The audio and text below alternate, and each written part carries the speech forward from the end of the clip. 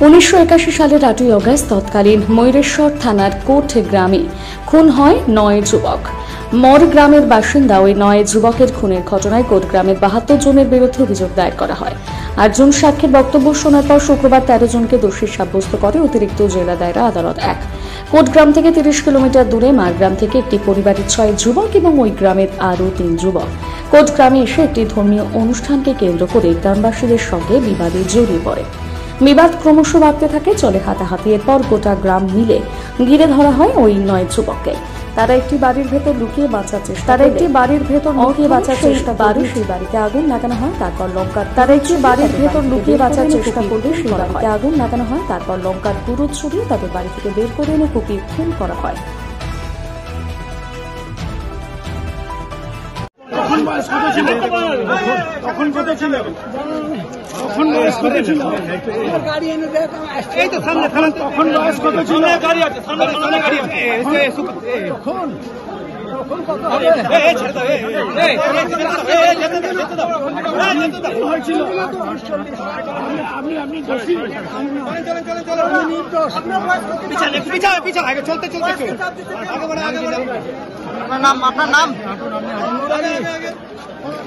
ঘটনাটা ঘটে একটা নৃশংস হত্যাকাণ্ড, পুরো বিশ্ব ইতিহাসে পীর বাবাকে কেন্দ্র করে কিছুই ব্যাপার নয় যে পীরের গুণগান বা গজল সেটাকে কেন্দ্র করে যে এত বড় একটা দুর্ঘটনা ঘটে গিয়েছে, আমার মনে হয় বিশ্ব ইতিহাসের রেকর্ড। ওই যে 9 জন, তার ভিতরে 6 জন সহোদর ভাই, নিজ একই মায়ের গর্ভে 6 জন ভাই, প্লাস তাদের আরও 3 জন মামাতো বা চাচাতো ভাই, টোটাল 9 জন ভাই সেদিনকে ওই গ্রামে গিয়েছিল। তাদের ভাগ্নের বা ভাগ্নির অসুস্থ ছিল, এই সংবাদটা শুনে তারপর তারা গিয়ে দেখে যে না, তারা অতটা অসুস্থ নাই। তখন তো টেলিফোনের যুগ ছিল না, বাসের সংখ্যাও খুব কম ছিল, সেটা আজকে প্রায় 40 বছর আগেকার ঘটনা। তখন তারা যাওয়ার পরে ওরা গিয়ে দেখে যে আমার ভাগ্নে বা ভাগ্নি অসুস্থ অতটা নাই। সঙ্গে সঙ্গে ওর বোন যেটা খাওয়া দাওয়ার ব্যবস্থা করেছে, আর আমরা তাহলে পীর বাবার কিছু একটা গুণকীর্তন বা গজল যেটা ধর্মীয় গান সেটা আমরা করবো বা করেছিল। সেই উদ্দেশ্য করে এটা গিয়েছিল শুধু আমি তোমার মতো প্রভু পাবো না আর কবু এ ত্রিসংসারে গো। সেখানে ওই যারা ধর্মীয় মানে ভাবাবেগ, মানে অন্ধ ধর্মীয় ভাবাবেগ সম্পর্ক, তারা বলেছিল প্রভু বলা যাবে না, আল্লাহ বলতে হবে, গুরুকে কোনদিন প্রভু বলা যাবে না। তা সেই গুরুকে প্রভু বলা যাবে না বলে তারা বলেছিল তোবা করে ছেড়ে দেবো। তা বলে না, গুরুকে তোবা করবো না। সেই উদ্দেশ্যে তারা তখন এইভাবে ওই 9 জনকে নৃশংসভাবে লঙ্কা জ্বালিয়ে ঘরের মধ্যে অন্ধকারে ঘরের ভিতরে ভরে নির্মমভাবে তাদেরকে হত্যা করেছে। আজকে তার রায় ঘোষণা হলো, 13 জনকে যতদূর সম্ভব দোষী সাব্যস্ত করলো কোর্ট, যেটা করেছে মহামান্য। হ্যাঁ, যেটা কোর্ট করেছে নিঃসন্দেহে খুশি। মালিকের বিচার, আল্লাহর বিচার আছে, বাহ্যিকের বিচার যেটা আছে জাজমেন্ট, তারপরে নিঃসন্দেহে আমাদের ভরসা ছিল বা আছে। আমার নাম হচ্ছে SM বদিউজ্জামান, আমি পীর বাবার নাতি। যে পীর বাবাকে নিয়ে এতটা ঘটনা ঘটেছে এতদিন, কারণ এটা তার কি সবকিছু সব প্রকাশ্যে তো বলা যাবে না, নিশ্চয়ই বুঝতে পারছেন। নিশ্চয়ই বিভিন্ন রকমভাবে তাদের হয়তো ইনফ্লুয়েন্স ছিল বিভিন্ন দিক দিয়ে, এটা নিঃসন্দেহে সবাই বোধগম্য। বেশ করে সবাই জানে এটা নিয়ে বিভিন্ন রকম স্টেটসম্যান, আনন্দবাজার, বর্তমানে সব জায়গায় লিখিত হয়েছিল। হ্যাঁ, নিঃসন্দেহে যেটা জাজ বলেছেন নিঃসন্দেহে আমরা তাতে নিঃসন্দেহে খুশি। হ্যাঁ, যেটাই হলো আমাদের নিঃসন্দেহে 100%। আমার নাম SM বদিউজ্জামান, আমি পীর বাবার নাতি, যে পীর বাবাকে উদ্দেশ্য করে এই ঘটনা ঘটে। আমরা কিছু বলবো, আমরা নির্দোষী স্যার, আমরা নির্দোষী। কি হয়েছিল সেদিনকে? আমরা কিছু বলতেই পারবো না কি হয়েছিল। আমরা তখন বয়স তো না ভালো, আমার তখন 14 বছর বয়স। এখন 59। আর আমি বলতে পারবো না, আমি বাড়িতে ছিলাম না। 81 সালে, 81 সালে। আমার নাম ঘোষেদ শেখ। আমার নাম লুতুফ। আর আমি মাঠে কাজ করতে যাইছিলাম স্যার, ধান কুটতে যাইছিলাম আমি স্যার, কিছুই জানি না, অপার লোকের ধান কুটতে যাইছিলাম। আমার বয়স নাবালক স্যার।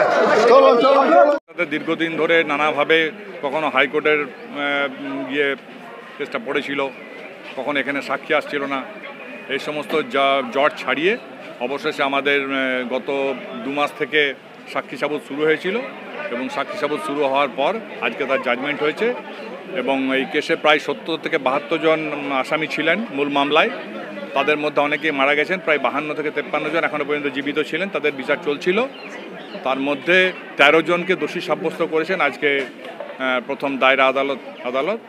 এবং 13 জনকে আগামী সোমবার দিন তাদের সাজা শোনাবে। ঘটনাটা ছিল একটা ধর্মীয় পীর সাহেবের একটা গান করাকে কেন্দ্র করে মৌরেশ্বরের কোটগ্রামের ঘটনা। সেখানে মানুষ দুপক্ষের মধ্যে জমা হয় এবং ওদের মধ্যে একটা ধস্তাধস্তি শুরু হয়। তারপর তারা একটা বাড়ির ভেতরে ঢুকে যায়। সেই বাড়িতে চালে আগুন লাগিয়ে দেওয়া হয়, খড়ের চাল ছিল। তারপর সেখানে লঙ্কার গুঁড়ো ফেলে দেওয়া হয়। তারপর সেই দরজা ভেঙে এক এক করে যখন বাইরে বেরিয়ে আসে তখন এক একজন করে কেটে তাদেরকে রাস্তায় ফেলা হয়। এই ছিল মূলত অভিযোগ।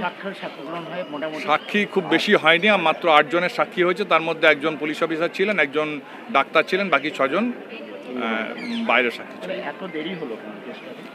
এত দেরি হলো বিভিন্ন কারণে। ধরুন মারা গেছে, এক একজন করে মারা গেছে, সেই ডেথ রিপোর্ট আসতে দেরি হয়েছে। কখনো হাইকোর্টে গিয়ে মামলাটা পড়েছিল, সেখানে দেরি হয়েছে। কখনো আয়োগে পাওয়া যায়নি।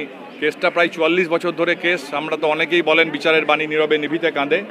সেইটা যে সত্যি নয়, সেটা বিচার যে এখনও পাওয়া যায়, সেটা আমরা আজকে প্রমাণিত করলাম। এবং আজকে সেই দীর্ঘদিনের পুরনো মামলায় যারা বাদী ছিলেন তারা আজকে বিচার পেয়েছেন। তারা সভাপতি খুশি, আমরাও খুশি যে দীর্ঘদিন পরে এরকম একটা মামলায় আমরা বিচার দিতে পেরেছি। কেস ময়ূরেশ্বর থানার কোটগ্রামের একটি কেস, খুনের মকদ্দমা, খুনের মামলা। সেটা চলছিল সিউড়ি আদালতে, যেখানে প্রথমে 76 জন আসামি ছিল।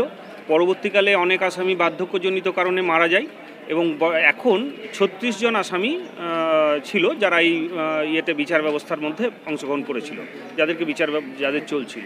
তো যাই হোক, এই মামলায় আজকে আমাদের এডিজে ফার্স্ট কোর্ট যিনি আছেন তিনি এই 36 জনের মধ্যে 13 জনকে দোষী সাব্যস্ত করেছেন এবং সোমবার দিন রায় ঘোষণার দিন ঘোষণা করেছেন। এখানে অভিযোগটা ছিল যে ওই গ্রামের একটি বাড়িতে একটা গজল গাওয়া হচ্ছিল। সেখানে নাকি গ্রামবাসীদের সেই গজলের বিষয়বস্তু নিয়ে আপত্তি ছিল। এই নিয়ে একটা গণ্ডগোল।